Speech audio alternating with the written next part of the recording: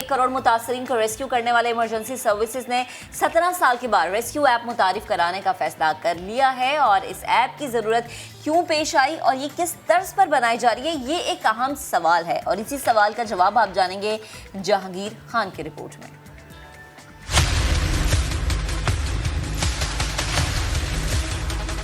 दो 2004 में कायम होने वाली रेस्क्यू इमरजेंसी सर्विस जदीद दौर के तकाज़ों को पूरा करने निकल पड़ी है।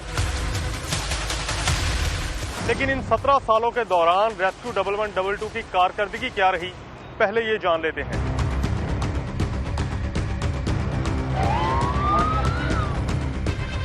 अब तक सिर्फ पंजाब में हम देखते हैं तो 1 करोड़ लोग जो हैं वो इससे बेनिफिट हुए। मोटर बाइक सर्विस शुरू करनी पड़ी बिकॉज हम वहाँ पे नहीं पहुँच सकते थे। 8,30,000 से ज़्यादा इमरजेंसीज पे रिस्पॉन्ड किया है और एवरेज रिस्पॉन्स टाइम उसमें 4 मिनट का है। लोग खौफ व हरास के शिकार थे। इवन किसी के घर में पता चल जाता था कि इसको कोविड है तो उसको घर वाले छोड़ जाते थे। हमने अब तक कोई 22,000 से ज़्यादा इस किस्म के लोगों को जो है वो हमने शिफ्ट किया। हमने 4,000 से ज़्यादा इज़्ज़तदार तरीके से तदफीन का अमल भी जो है वो हमने जो है वो परफॉर्म किया। हमने 50,000 फैमिलीज़ में बाकायदा जो है वो राशन की डिस्ट्रीब्यूशन की। हमने अपने स्टेशंस को खोल दिया ताकि वहाँ पे लोग आ सकें, वहाँ पे इज़्ज़तदार तरीके से उनको अगर किसी को भी फैमिली को सपोर्ट की ज़रूरत है तो उसको राशन भी उसको प्रोवाइड किया जा सके। इमरजेंसी रिस्पॉन्स के दौरान मुतासरा शख्स और इमदादी टीम का लम्हा बलम्हा राब्ता कैसे यकीनी बनाया जाए, इमरजेंसी व्हीकल्स की मॉनिटरिंग कैसे की जाए और ऐसे बहुत से मसाइल का हल हुकाम ने एक ऐप की सूरत में निकाला है। इस ऐप के फीचर्स क्या होंगे और ये किस हद तक सूदमंद साबित होगी, ये भी जानते हैं। अगर खुदा ना खास्ता आपको कोई भी इमरजेंसी होगी तो आप कम से कम उस ऐप पे इमीडिएटली कॉल कर सकेंगे। हमें आपकी लोकेशन पता होगी, नेचर ऑफ इमरजेंसी पता होगी और किसी वजह से अगर आप उस वक्त नहीं भी कॉल कर सकते तो अब हमें मैसेज वहाँ से जा सकता है। आप तब देख भी सकेंगे कि इस वक्त जो इमरजेंसी व्हीकल है कहाँ पहुँची है। तो मैं समझता हूँ ये एक बहुत बड़ा रेवोल्यूशनरी स्टेप होगा। और उसी में साथ हम ट्रेनिंग की फैसिलिटीज़ भी दे रहे हैं ताकि आप बेसिक फर्स्ट एड को भी सीख सकें। किसी को हार्ट अटैक हो गया है, किसी का कोई गले में कुछ फंस गया है, तो ऐसी सूरत हाल में या कोई ब्लीडिंग है बहुत एक्टिवली हो रही है, उसको किस तरह से रोकना है, तो ये चीज़ें हम उसके अंदर आपको सिखा सकेंगे।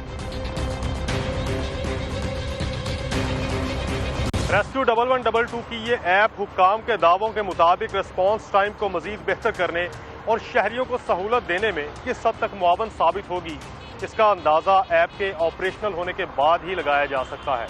कैमरामैन जवाद याहिया के साथ जहांगीर खान, समा, लाहौर।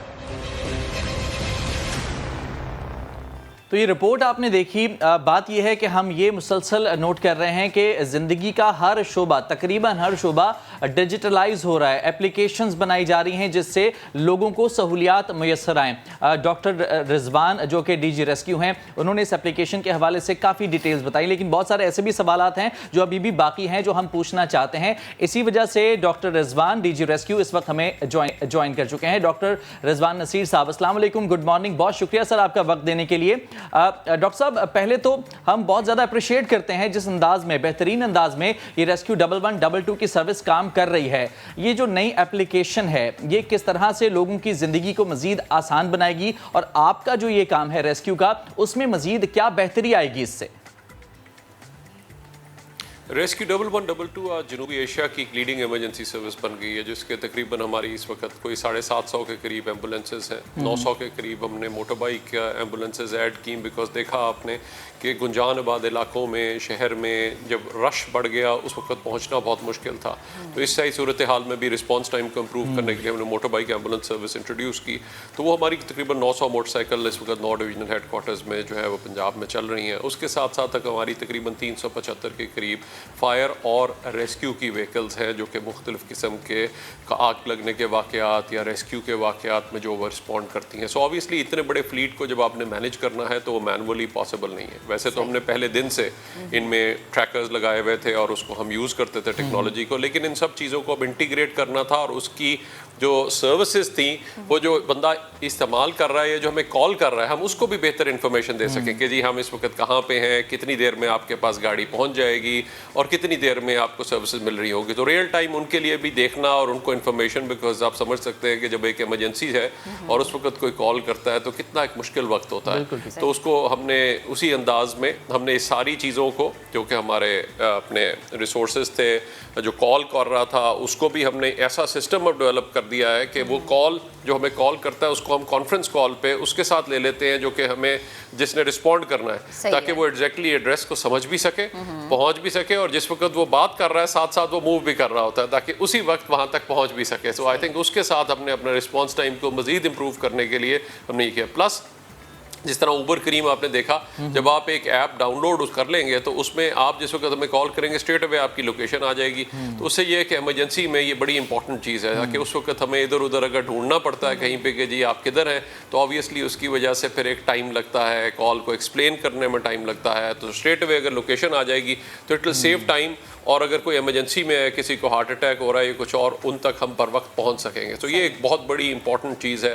اس میں مجھے یقین ہے کہ زندگیاں بچانے میں ایک بہت امپورٹنٹ رول پلے کریں گے. آج ریسکیو 1122 نے 1 کروڑ ایمرجنسی کالز کو جو ہے وہ لوگوں کو جو ہے متاثرین کو ریسکیو کیا ہے, جو کہ ایک ناممکن چیز لگتی تھی. جب ہم یہ شروع کر رہے تھے اس وقت ہر کوئی یہ بات کرتا تھا ڈاکٹر صاحب یہ امریکہ ہے نہیں ہے, یہ پاکستان ہے, یہاں پہ نہیں بن سکتی. اللہ تعالیٰ کا شکر ہے کہ نہ صرف سروس بنی بلکہ آج ایک پورے جنوبی ایشیا کے لیے ایک ماڈل ہے. نہ صرف ماڈل ہے بلکہ ہم پہلی ٹیم ہے ریسکیو کی, سرچ اینڈ ریسکیو کی, جو آپ نے دیکھا زلزلے کے بعد ایک بے بسی تھی, آج وہ پہلی ٹیم ہے جس کو اقوام متحدہ نے سرٹیفائی کیا ہے جنوبی ایشیا کے اندر. سو یہ پاکستان کے لیے ایک اعزاز کی بات تھی. اور یہ لوگوں کو احساس تحفظ دینا کہ جی دن ہو چاہے رات, آندھی ہو چاہے طوفان, زلزلہ ہو چاہے آگ, وبا ہو, جس طرح کووڈ میں آپ نے دیکھا اس وقت کوئی قریب بندہ جانے کو تیار نہیں تھا. اس وقت بھی ہمارے ریسکیورز نے گھروں سے بھی ریسیو کیا, ہاسپٹل بھی لے کے گئے, ہاسپٹل میں بھی ٹریٹمنٹ میں بھی ہیلپ کیا. پھر اس کے بعد جس وقت خدا نخواستہ کسی کا انتقال ہو جاتا تھا تو اس وقت کوئی قریب جانے کو تیار نہیں تھا. اس وقت بھی ہمارے لوگوں نے جا کے 4,500 ریسکیورز, 4,500 سے زیادہ لوگوں کو ریسکیورز نے جو ہے بڑے عزت دار طریقے سے اس کی تدفین تک کے عمل کو جو ہے وہ پرفارم کیا. اور بالکل ڈاکٹر صاحب جی پلیز آپ اپنی بات بھی جاری رکھیے گا اور میرا سوال بھی لے لیجئے کہ جس طرح سے آپ بتا بھی رہے ہیں نا, اور ایون پنجاب چونکہ اگر میں اسپیشلی لاہور کی بات کروں تو ہمیں یہ ہر چیز ہر جگہ نظر آتی ہے کہ خدا نخواستہ کوئی بھی کہیں آگ لگ گئی, کہیں ایون کوئی لڑائی ہو گئی, کچھ بھی ہو گیا, ریسکیو 1122 کو فوراً کال جاتی ہے.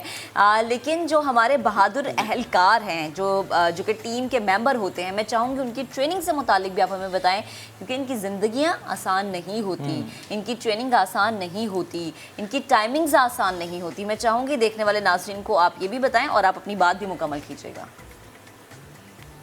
جی آپ اگر دیکھیے جو چاہے کوئی بھی ریسکیو ہو, ہم نے شروع تو ایز این ایمبولینس سروس کیا تھا, لیکن جب لوگ بے بسی میں ہمیں کال کرتے تھے کہ جی آگ لگی ہوئی ہے اور کوئی بندہ نہیں ہے, تو پھر ہم نے اس پہ بھی رسپونڈ کرنا شروع کیا. اور آج ہم نے ایک جدید فائر سروس بنائی جو کہ 1,70,000 سے زیادہ فائر انسیڈنٹس پر اس نے رسپونڈ کیا, اور اب تک 500 ارب سے زیادہ کے نقصانات بچا چکے ہیں just by improving response time and جو ہے fire fighting, professional fire fighting. اب پروفیشنل فائر فائٹنگ اسی صورتحال میں ممکن ہے, یا آپ نے اگر کسی کی زندگی بچانی ہے تو اگر CPR کرنی ہے تو اس میں کوالٹی CPR کرنا کہ جی اس کے دل کو متحرک رکھنا, اس میں تقریباً آپ کو 100 سے 120 بار 1 منٹ میں اس کی چھاتی کو دبانا ہے. سو آپ اندازہ کر سکتے ہیں کہ اس کے لیے بڑی سپیڈ اور 1.5 سے 2 منٹ جب آپ نے دبانا ہے تو کتنی آپ کو ایک پرفیکشن چاہیے. اور اگر آپ خود فزیکلی فٹ نہیں ہیں اور آپ کی اگر ٹیکنیک ٹھیک نہیں ہے تو پھر آپ نہیں اس کو ہیلپ کر سکتے صحیح طریقے سے. اسی طرح اگر فائر فائٹنگ کر رہے ہیں تو اس میں فائر فائٹنگ کا یہ نہیں ہے کہ صرف آپ نے باہر کھڑے ہو کے آج پانی مارنا ہے, نہیں.